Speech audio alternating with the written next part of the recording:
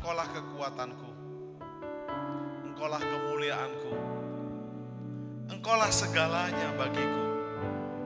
Engkau permata yang indah, takkan pernah ku lepaskan. Engkaulah Bapa Surgawi, Yesus Kristus dan Roh Kudus, Allah Tritunggal yang Esa. Engkaulah segalanya dari selamanya sampai selama-lamanya.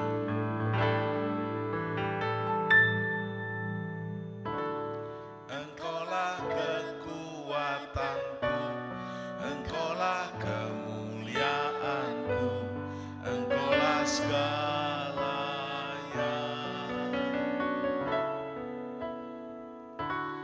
Engkau permata yang indah, takkan pernah ku lepaskan. Engkaulah segalanya.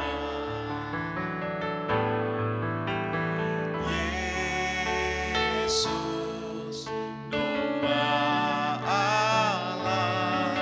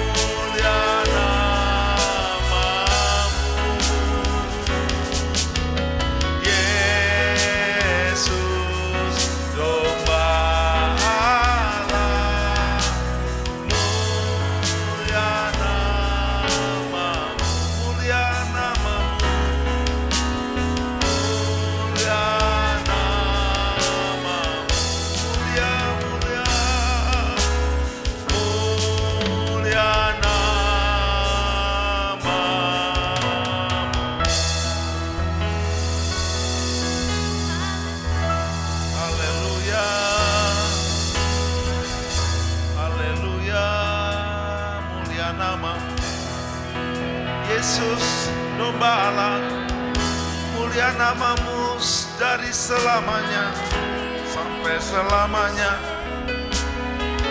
Mulia namamu, mulia namamu, mulia namamu Bapa Yesus, Bapa surgawi, Yesus Kristus, Roh Kudus, Allah Tritunggal yang esa, mulia namamu. Yes.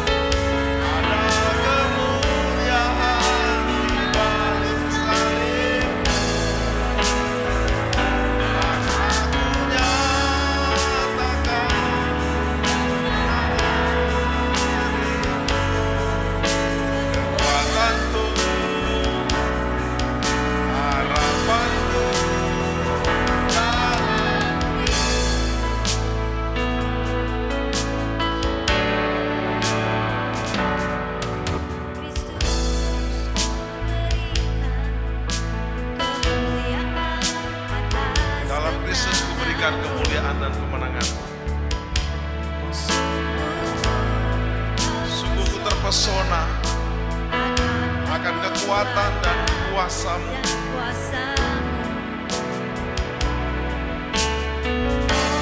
Oh, tak dapat mengukurnya, namun semuanya tak dapat melampaui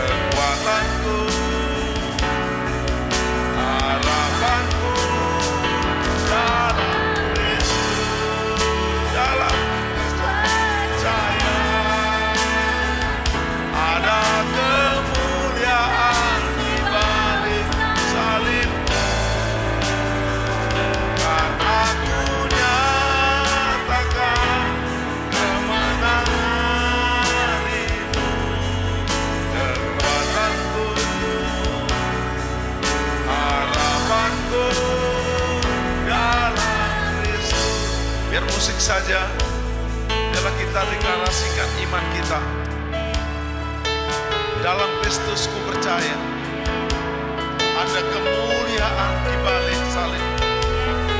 Dunia tidak mengenal salib. Dunia bahkan mencemooh salib,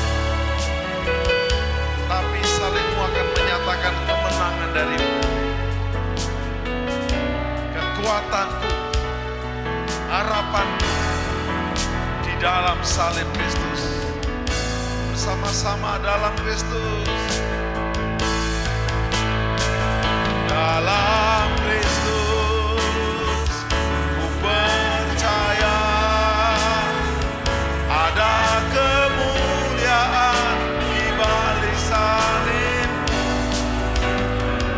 Kan aku nyatakan kemenangan darimu. Kekuatanku, harapanku dalam Kristus, dalam Kristus, dalam Kristus. Ada kemuliaan di balik salib. Kan aku nyatakan kemenangan darimu. Kekuatanku,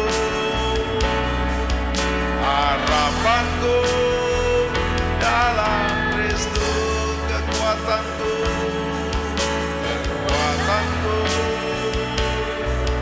harapanku dalam Kristus. Kekuatanku, kekuatanku, harapanku dalam Kristus. Haleluya. Tepuk tangan bersama-sama. Haleluya.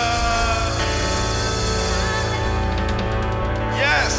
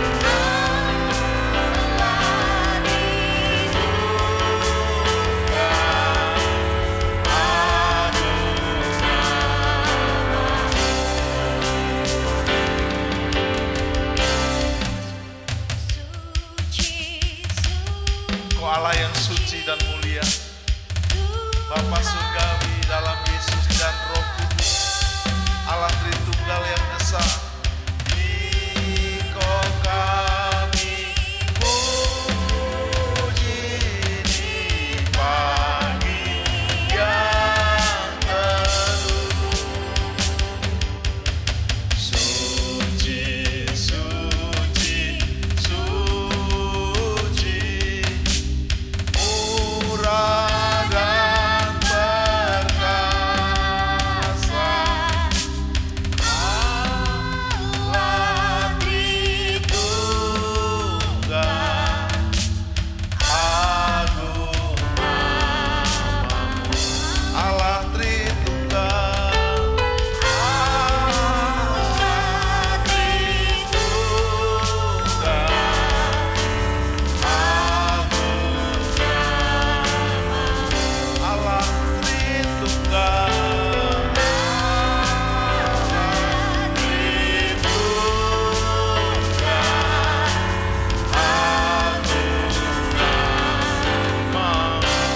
sembah Bapa, Aba ya Bapa surgawi, Yesus Kristus, Roh Kudus, Allah Tritunggal yang Esa, selamanya, selamanya. Holy Father, Holy Jesus, Holy Spirit, ku sembah selamanya Bapa surgawi, di dalam Yesus Kristus, bersama Roh Kudus, dari selamanya sampai selamanya. Ku sembah Engkau sejak hari ini seumur hidup kami dan sampai selamanya.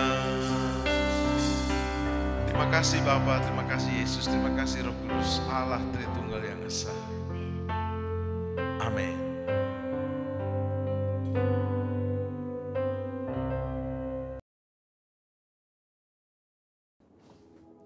Shalom saudara, pada tahun 2013, Gembala kita Pendeta Dr. Insinyur Nikonyo Traharjo telah mendeklarasikan bahwa Pentakosta ketiga sudah dimulai.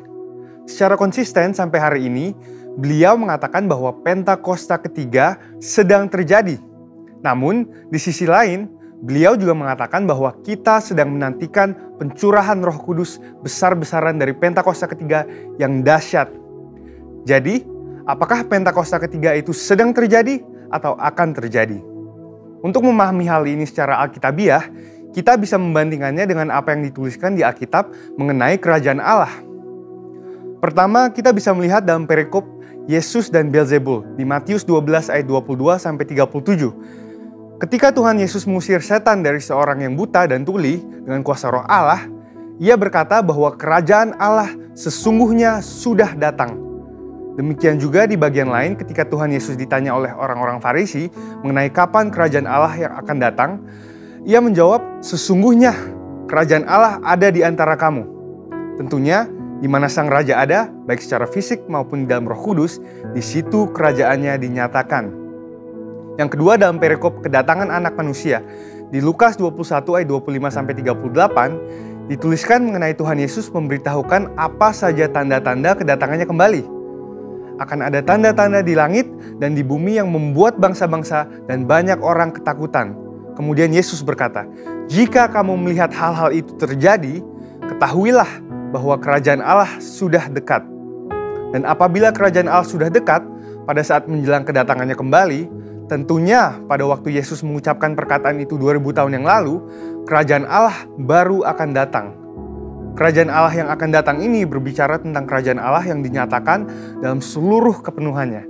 Dan di saat inilah Yesus betul-betul hadir sebagai Raja segala Raja dan Tuan di atas segala Tuan.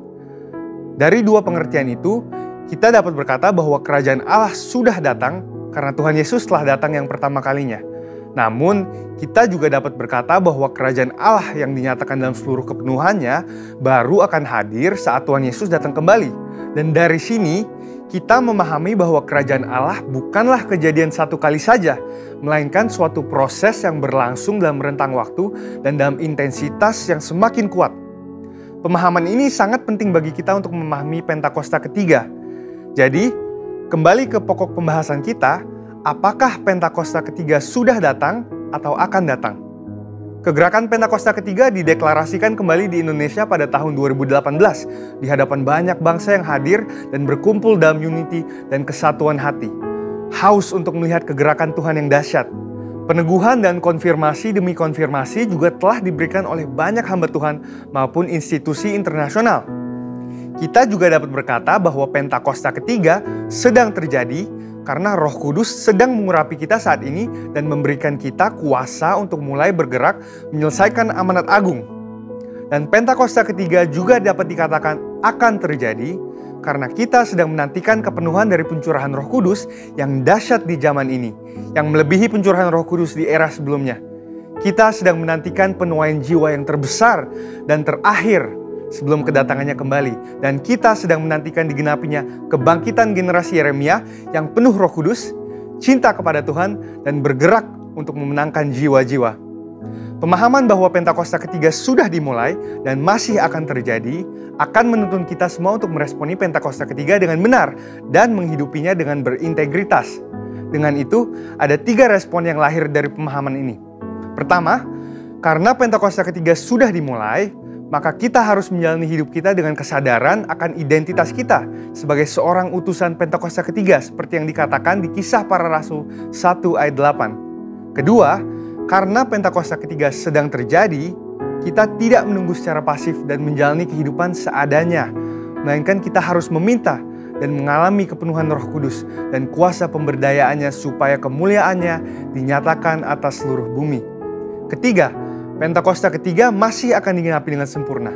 Oleh karena itu, kita harus tetap berdoa, tetap fokus, dan mengerang kepada Tuhan supaya terjadi kegenapan yang sepenuhnya dari semua janji-janjinya. Dan biarlah seperti Yesaya 40 ayat 31, kita menjadi orang-orang yang menanti-nantikan Tuhan, yang mendapat kekuatan baru seumpama Raja Wali yang naik terbang dengan kekuatan sayapnya. Kita akan berlari dan tidak akan menjadi lesu. Kita akan berjalan dan tidak menjadi lelah. Karena harapan yang ada di hati kita dan karena mata kita yang senantiasa tertuju kepada Tuhan yang tidak akan pernah meninggalkan kita. Amin. Saudara, untuk penjelasan lebih lengkapnya dari tim teologi kami, silahkan buka link yang ada di atas atau scan QR Code yang tersedia. Dan Tuhan Yesus memberkati.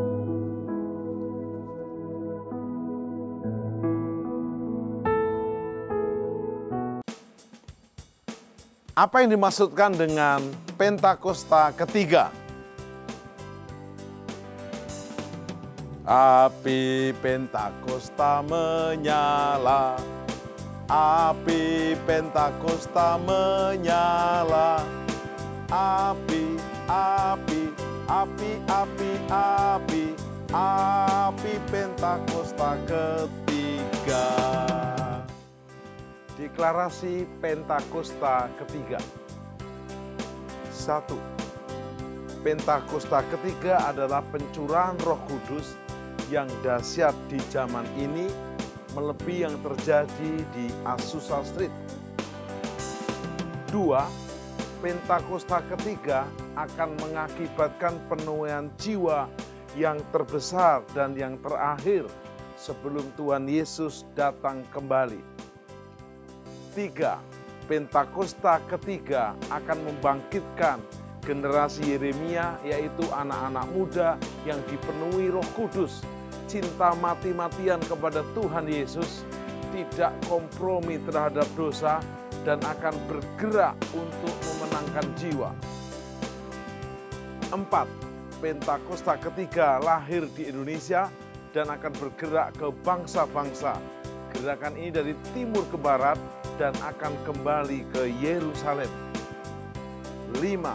Pentakosta ketiga akan memberikan kuasa untuk menyelesaikan amanat agung, dan setelah itu Tuhan Yesus datang kembali. Salam miracle. Yesus Kristus adalah masternya miracle. Di dalam Yesus kita bisa menerima dan jadi alat miracle-nya. Yesus dikandung, dilahirkan oleh miracle-nya. Pelayanannya sepanjang hidupnya penuh miracle. Menyembuhkan orang sakit, mengatasi alam semesta yang badai, gelombang, bahkan membangkitkan orang mati. Bahkan Yesus akhirnya mati menjadi tebusan umat manusia yang berdosa, yang bertobat dan percaya kepada Dia. Dia bangkit dari kubur dan naik ke surga. Puncaknya Dia akan datang kembali menjemput kita di awan-awan. Pada kesempatan ini kita akan belajar tentang miracle-nya. Dan topik kita yaitu belajar dari Maria yang mengurapi Yesus. Kata yang saya ambil adalah belajar, karena kita terus bertumbuh. Kisah Maria mengurapi Yesus ada di kitab Markus, Yohanes, dan Matius. Dan apa yang menarik, ini membuat kita sadar bahwa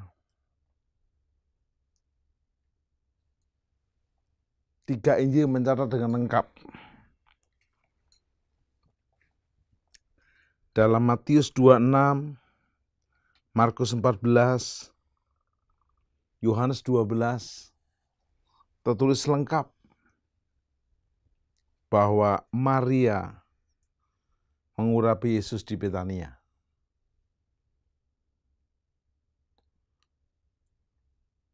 Kisah ini syarat dengan filosofi, teladan yang layak untuk kita belajar bersama. Di dalam Matius 26 mencatat ketika Yesus berada di Betania, di rumah Simon si kusta, datanglah seorang perempuan kepadanya membawa sebuah buli-buli pualam berisi minyak wangi yang mahal. Di kitab Markus ditulis harganya 300 dinar. Mahal. Upah kerja satu hari waktu itu adalah sehari 1 dinar. Kalau setahun itu 365 hari terpotong libur minggu dan cuti, jadi hari kerja yang ideal 300 hari ialah 300 dinar. Itu minyak yang biasanya dipakai untuk hari pernikahan sang wanita itu. Tapi dipecahkan untuk mengurapi kaki Yesus. Tentu ini hal yang fenomenal. Tentu banyak orang berkata, apa enggak pemborosan seperti kata Yudas? Yudas berkata dengan gusarnya, ini pemborosan, kalau dijual 300 dinar, uangnya bisa untuk pundi-pundi kas pelayanan kita. Padahal tujuannya dia akan mengambil untuk kepentingan pribadi.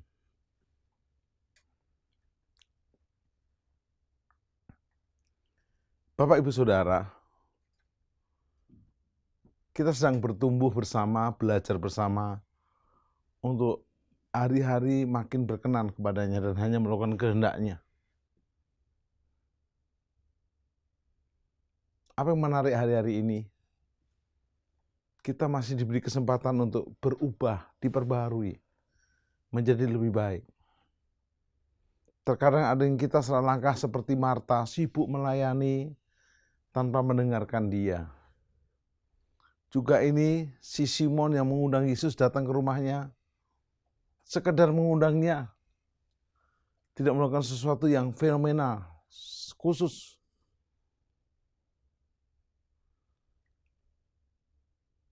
Dan waktu Maria memecahkan minyak narwastu yang mahal itu, mengurapi kaki Yesus, dia mengusapnya dengan rambutnya. Anda tahu buat wanita rambut itu adalah mahkota. Sambil menangis, Banyak orang gusar memarahi dia. Tetapi Yesus menghibur wanita itu. Yesus berkata, "Mengapa kamu menyusahkan perempuan ini? Sebab ia telah melakukan sesuatu perbuatan yang baik padaku." Perbuatannya baik, good. Karena orang miskin yang mungkin bisa mendapat pertolongan dari 300 dinar. Minyak itu kalau dijual selalu ada padamu. Tapi pengurapan ini mempersiapkan buat penguburanku. Memang seseorang yang mau dikubur atau setelah dia mati dan dikubur dikasih pengurapan wangi-wangian.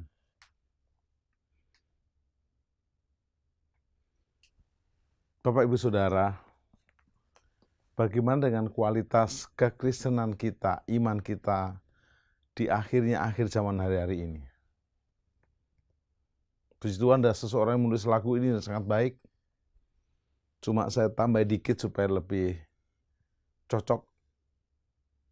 Sesuai firman ini adalah seperti Maria mengurapimu, menangis di bawah kakimu. Jadi seperti Maria datang mengurapi dengan minyak nawarastu yang mahal, upah kerja setahun. Demikian hidupku mau mengasihimu. Dasarnya mengasihi. Yesus engkau baik bagiku. Dia tetap baik buat kita. Dia menebus dosa kita. Mengangkat kita dari lubang kubur. Mengampuni dosa kita.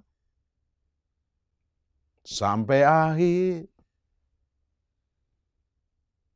ku menutup mata. Enggak salah.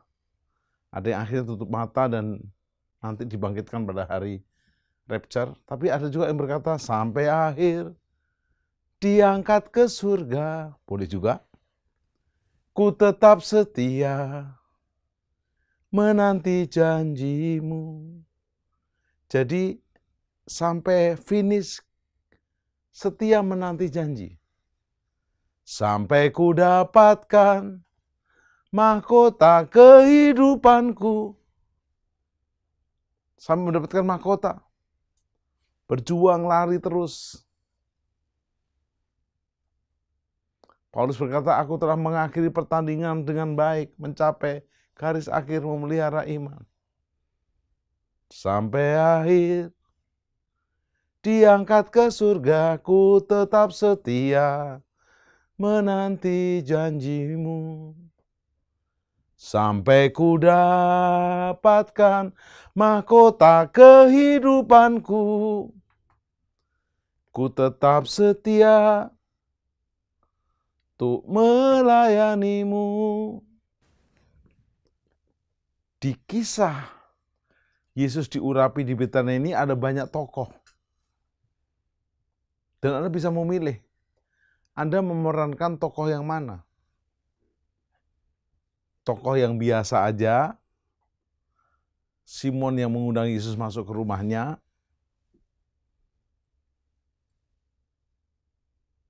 atau antagonis seperti Yudas yang marah-marah, seandainya minyak ini dijual seharga 300 dinar, bisa menambah kas kita, omongannya manis, tapi di hatinya dia akan mengatur sendiri untuk dia.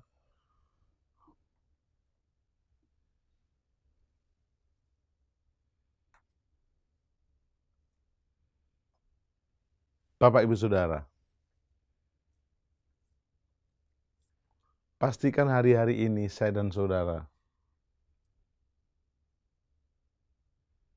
memilih peran yang tepat seperti Maria. Seperti Maria mengurapimu.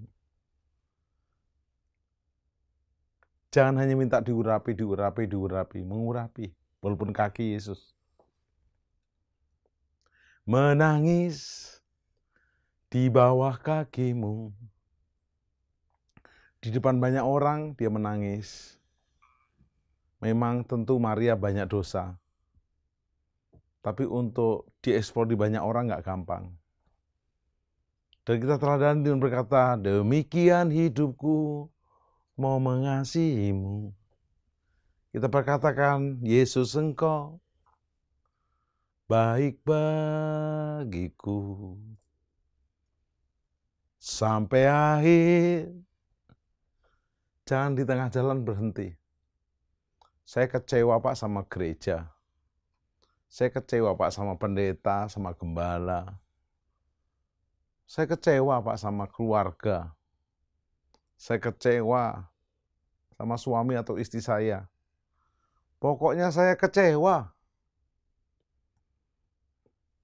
Ada sebuah kisah. Hari Minggu ini. Jam 6 pagi. Seorang ibu mengetok pintu ke kamar anaknya. Tok, tok, tok, tok, tok. Bangun nak, udah jam 6. Ibadah di gereja jam 7. Ayo bangun. Suara anak di kamar itu berkata, tidak, saya tidak mau bangun. Saya juga tidak mau ke gereja. Orang di gereja mengecewakan semua. Tetap ibu itu mengetok pintu, bangun, pokoknya bangun. Tidak, saya tidak bangun. Tidak mau bangun, tidak mau ke gereja. Semuanya mengecewakan. Ibu dengan keras berkata, tetap bangun. Walaupun kau anakku, tapi umurmu sudah 50 tahun. Dan kau pendetanya di gerejamu itu. Kau harus berangkat. Mau kecewa atau tidak, kamu gembalanya. Ternyata yang tidak mau berangkat itu gembalanya sendiri yang juga kecewa. Kalau kita perbesar kekecewaan kita, tak habis-habisnya. 1 Tesalonika 5 ayat 16. Mengucap syukurlah dalam segala hal. Itulah yang dikehendaki Allah dalam Kristus Yesus bagi kamu. Sekalipun mungkin pohon anggur, pohon zaitun tidak berbuah, panen tidak berhasil, pandemi berganti-ganti, krisis epidemi, krisis ekonomi bertubi-tubi, tetap mengucap syukur. Tuhan tidak pernah mencobai kita melebihi kekuatan kita. Yuk, kita akan ambil langkah-langkah penting. Sampai akhir.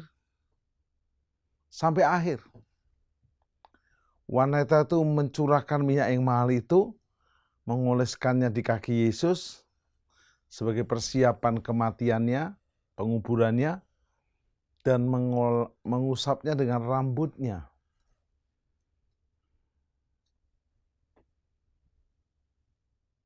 Tentu bau semerbak wangi minyak itu langsung bisa dicium, dinikmati oleh semua orang.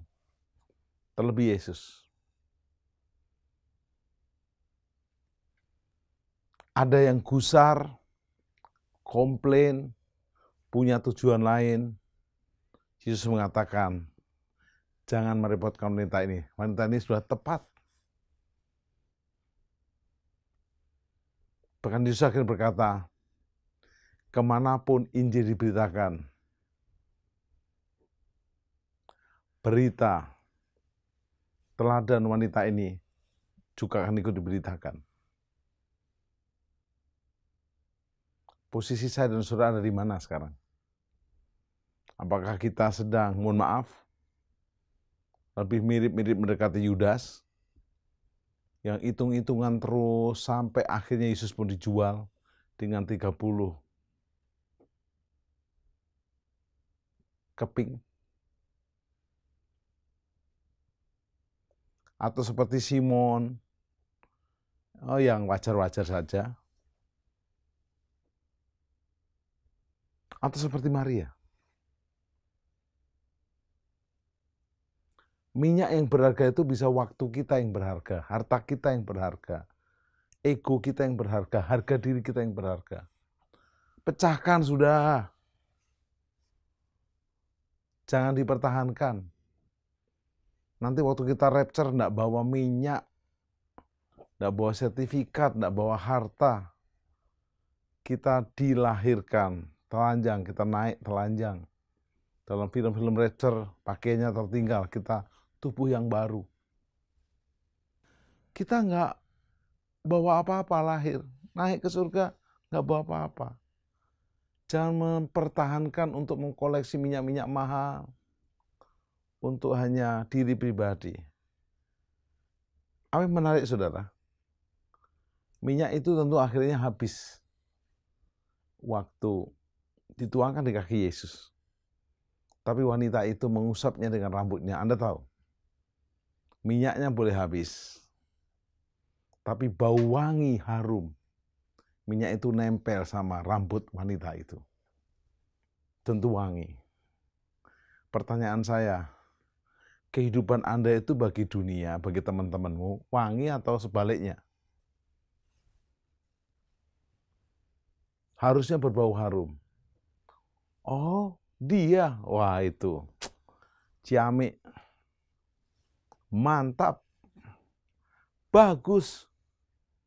Oh, dia. Munafik. Bukan. Jangan. Dia. Omdo, omong doang. Dia nato, no action, talk only. Ayo kita berbau harum. Belum terlambat untuk kita diperbaharui. Belum terlambat untuk kita menjadi lebih baik. Perhatikan, jangan menghakimi orang lain. Jangan menilai siapapun. Introspeksi diri. Bercermin. Seperti yang diajarkan Yesus dalam khotbah di akhir zaman di Matius 25. Setelah Yesus memperingatkan ada 10 tanda akhir zaman yang sudah terjadi semuanya. Waspadalah, berjaga-jagalah, sebab kita tahu datangnya kapan. Akhir zaman seperti Nuh, orang makan, minum, kawin, mengawinkan. Di pasal 25 Yesus mengingatkan dengan tegas. Ada 3 karakter yang untuknya kita harus diperbarui. Yaitu menjadi 5 gadis yang bijaksana, bukan bodoh. Menjadi murid yang melipat gandakan jadi murid yang melipat gandakan talenta, bukan menyembunyikannya lalu marah-marah. Menjadi hamba yang berkualitas domba, yang tidak individualistis tapi melayani sesama. Kalau melanggar itu akan dibuang ke tempat yang penuh dengan kertak gigi. Itu neraka, saudara. Dan berkata gini, nggak apa-apa di neraka, kan rame-rame. Anda kok nggak punya logika, rame-rame pun nggak enak kalau di api yang membara, ulatnya nggak bisa mati. Nggak apa-apa, nanti bisa minta tolong, minta tolong sama siapa, udah terlambat. Mari kita maju ke depan. Untuk apa? Belajar dari Maria yang mengurapi Yesus. Sewaktu Anda mungkin dapat tekanan, olok-olokan. Kalau Maria terpengaruh oleh pandangan, anggapan sinis dari banyak orang, Maria nggak berani memecahkan minyak itu. Dia fokusnya hanya menyenangkan Tuhan. Saya akan nyanyikan pujian ini lalu akan menjadi langkah-langkah kita praktis. Karena terkadang kalau sudah dengarkan khotbah bisa lupa khotbahnya. Tapi kalau nyanyian Anda tidak lupa nyanyiannya. Setiap Anda menyanyi ingat rema-remanya. Dan itu juga namanya strategi mengingat khotbah yang baik dengan menyanyikannya. Seperti Maria mengurapimu,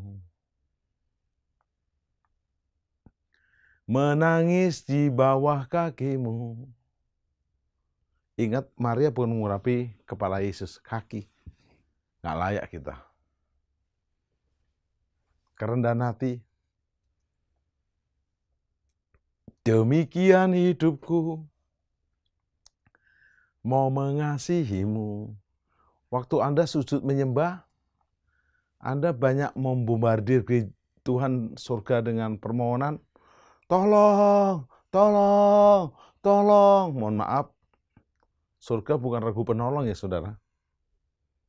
Mengasihi. Jadi kita mengasihi dia. Kami sudah praktekkan penyembahan fajar jam 4 sampai jam 5 tiap hari.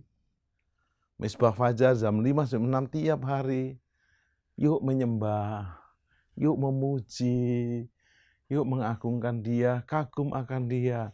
Jangan minta apa-apa, apalagi yang salah minta. Bersama ini kami klaim, Yesus sembuhkan, Yesus tolong. Kami klaim. Anda tidak bayar asuransinya, preminya tidak dibayar, Anda klaim. Nggak ada ayatnya mengklaim surga, mengklaim Yesus, mengklaim Bapa. Bersyukur. Mengucap syukurlah. Setelah kita mengasihinya, bangun terus-menerus dengan setia. Sampai akhir. Diangkat ke surga. Sampai rapture. Sampai kita mengalami rapturo. Ku tetap setia. 5 gadis yang bijaksana setia. Minyaknya menyala dan persediaan minyaknya cukup. Tapi 5 gadis yang bodoh, persediaan minyaknya habis. Kesetiaan yang kita bangun adalah kesetiaan yang terus-menerus. Seperti yang saya sampaikan tadi di Matius 25, 5 gadis yang bodoh nggak setia membawa persediaan minyaknya, sehingga persediaan minyaknya kehabisan. Mari banyak menyembah, banyak berdoa, supaya stok minyak kita nggak habis, pengurapan kita nggak habis. Di Matius 25 juga ada contoh murid yang bukan mengembangkan talenta. Setia mengembangkan talenta, yang 2 jadi 4, 5 jadi 10, tapi ke 1. Menyembunyikan talenta, nggak setia. Sudah gitu ditanya tuannya, marah-marah lagi. Tidak setia plus marah-marah. Marah-marahnya untuk menunjukkan ketidaksetiaannya. Aku tahu Tuhan menabur, menuai di tempat Tuhan tidak menabur, dan seterusnya. Juga di Matius 25:31, ada hamba yang nggak setia, berkarakter kambing yang individualistis, maunya gue, gua, saya. Tidak mau berbagi. Yesus berkata, waktu aku lapar, kau tidak aku beri makan. Waktu aku telanjang, kau tidak beri aku pakaian.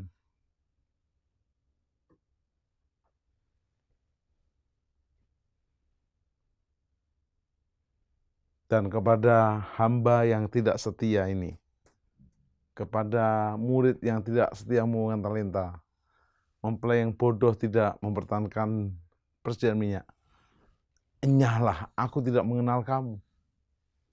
Engkau sekalian pembuat kejahatan, pergi ke tempat yang penuh dengan ratap gigi. Belum terlambat, yuk kita praktek. Praktek apa? Sampai akhir, diangkat ke surga, ku tetap setia, menanti janjimu. Juga setia menanti janjinya. Tiap hari kita berkata, datanglah Tuhan Yesus, datanglah Tuhan Yesus. Datanglah Tuhan Yesus. Datanglah Tuhan Yesus. Sampai akhir, diangkat ke surga, ku tetap setia, menanti janjimu. Sampai ku dapatkan mahkota kehidupanku. 24 tua-tua di Wahyu pasal 4. Waktu mereka bertemu dengan takhta itu, mereka bersujud dan melemparkan mahkotanya. Saya usul lemparkan mahkota bukan nanti di surga, sejak sekarang. Kebanggaan kita, kebisaan kita, lemparkan. Saya bukan siapa-siapa, Bapa. Saya juga tidak bisa apa-apa, semua hanya oleh anugerah-Mu. Bukan aku yang memilih, Engkau yang memilih. Mari kita buka tangan kita, buka hati kita untuk siap diperbaharui. Diperbarui hadirat Tuhan, diperbarui oleh rencana Tuhan. Dengan pengurapan Roh Kudus. Mari kita berdoa.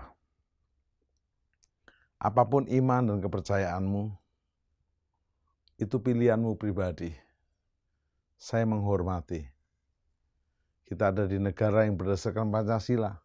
Sila pertamanya adalah ketuhanan yang Maha Esa. Tapi saya hanya mengingatkan bagaimana hubunganmu dengan Sang Penciptamu. Hubunganmu dengan Tuhan, penguasa semesta alam, pemilik dan empunya surga. Bertobat, jadikan Yesus juru selamat dan Tuhanmu. Karena Yesus telah jalan, kebenaran, dan hidup.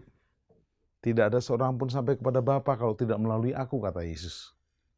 Kami mau bertobat dari dosa kami, pelanggaran kami. Kadang kami datar seperti Simon yang mengundang Yesus, tidak berbuat apa-apa yang berarti. Bahkan kami antagonis seperti Yudas yang hitung-hitungan ampuni dan punya rencana yang tidak baik ampuni. Kami belajar seperti Maria mengurapimu, menangis di bawah kakimu. Demikian hidupku mau mengasihimu. Yesus, Engkau baik bagiku. Sampai akhir ku diangkat ke surga, ku tetap setia. Menanti janjimu sampai ku dapatkan mahkota kehidupanmu. Mahkota kehidupanku. Bahkan kami siap melemparkan di bawah kakimu. Ku tetap setia melayanimu. Percayalah kepada Yesus, engkau dan seisi rumahmu diselamatkan. Berkat dari Allah Bapa, Yesus Kristus, dan Roh Kudus menyertai mulai hari ini. Sampai rapture, sampai selama-lamanya dalam nama Yesus. Amin. Deklarasi Iman Mazmur 91 dalam lindungan Allah. Orang yang duduk dalam lindungan yang maha tinggi dan bermalam dalam naungan yang maha kuasa akan berkata kepada Tuhan, tempat perlindunganku dan kubu pertahananku, Allahku yang kupercayai. Sungguh, dialah yang akan melepaskan engkau dari jerat penangkap burung, dari penyakit sampar yang busuk. Dengan kepaknya ia akan menudungi engkau. Di bawah sayapnya engkau akan berlindung. Kesetiaannya ialah perisai dan pagar tembok. Engkau tak usah takut terhadap kedahsyatan malam, terhadap panah yang terbang di waktu siang, terhadap penyakit sampar yang berjalan di dalam gelap, terhadap penyakit menular yang mengamuk di waktu petang. Walau 1.000 orang rebah di sisimu dan 10.000 rebah di sebelah kananmu, tetapi itu tidak akan menimpamu. Engkau hanya menontonnya dengan matamu sendiri dan melihat pembalasan terhadap orang-orang fasik. Sebab Tuhan ialah tempat perlindunganmu, yang maha tinggi telah kau buat tempat perteduhanmu. Malapetaka tidak akan menimpa kamu, dan tulah tidak akan mendekat kepada kemahmu. Sebab malaikat-malaikatnya akan diperintahkannya kepadamu untuk menjaga engkau di segala jalanmu. Mereka akan menatang engkau di atas tangannya, supaya kakimu jangan terantuk kepada batu. Singa dan ular tedung akan kau langkai. Engkau akan menginjak anak singa dan ular naga. Sungguh hatinya melekat kepadaku, maka aku akan meluputkannya. Aku akan membentenginya, sebab ia mengenal namaku. Bila ia berseru kepadaku, aku akan menjawab. Aku akan menyertai dia dalam kesesakan. Aku akan meluputkannya dan memuliakannya. dengan panjang umur akan kukenyangkan dia dan akan kuperlihatkan kepadanya keselamatan daripadaku. Mazmur 91. Dalam lindungan Allah, Bapa Surgawi, Yesus Kristus, dan Roh Kudus.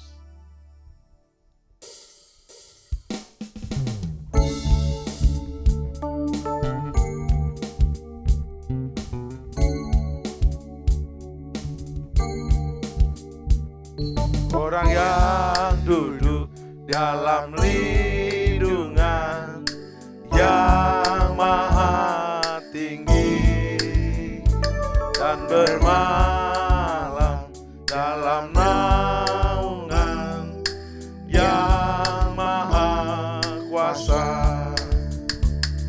akan berkata kepada Tuhan tempat perlindunganku dan kubur pertahananku, Allahku yang ku percayai.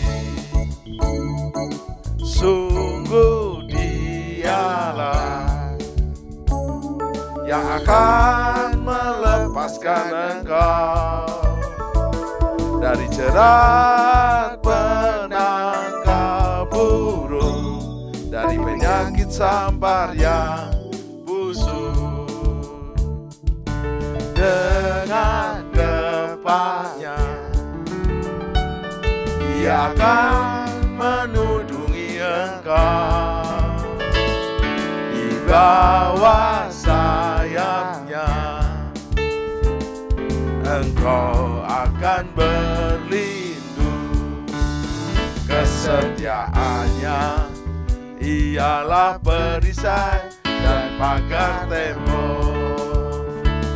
Engkau tak usah takut terhadap kedahsyatan malam, terhadap panah yang terbang di waktu siang, terhadap penyakit sampar yang berjalan di dalam gelap, terhadap penyakit menular yang mengamuk di waktu petang. Walau seribu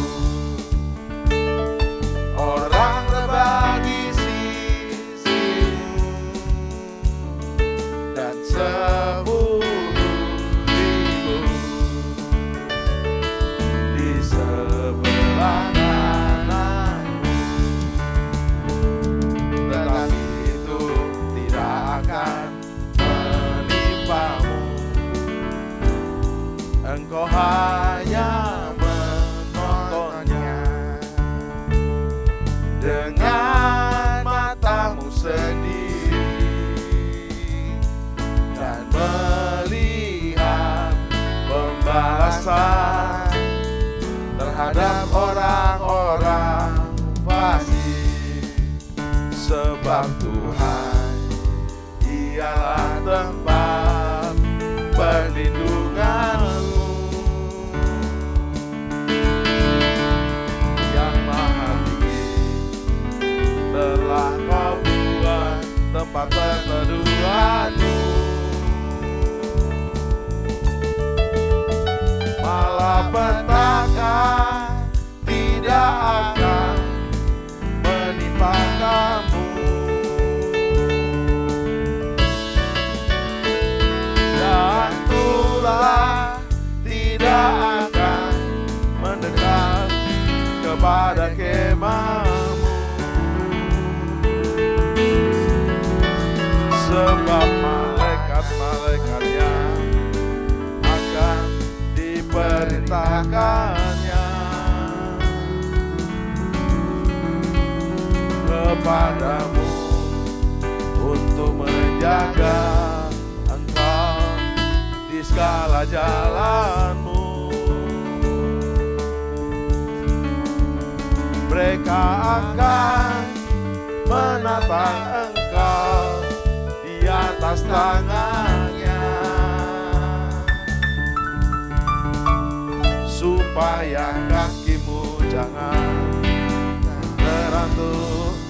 kepada batu.